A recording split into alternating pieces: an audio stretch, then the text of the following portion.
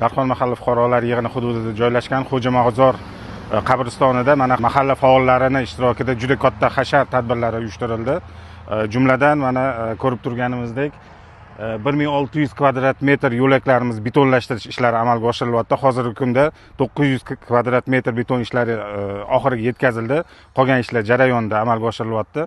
Bundan tashqari mana bir necha yillardan beri bu yerda ichimlik suvi yoki obodonlash ishlarini amalga oshirish uchun suv mavjud bo'lmagan va bu xuddi mana shu muammo ham aholini faolligi, homiylarning yordami ko'magida 300 metr uzunlikdagi ichimlik suvi tortib kelindi qabristonga va undan tashqari yana alohida Jo'nariq kanalidan 300 metr obodonlashtirish ishlarini amalga oshirish uchun suv tortib kelinib, hozirgi kunda obodonlash ishlari, ko'kalamzor ishlari amalga oshirib kelinmoqda.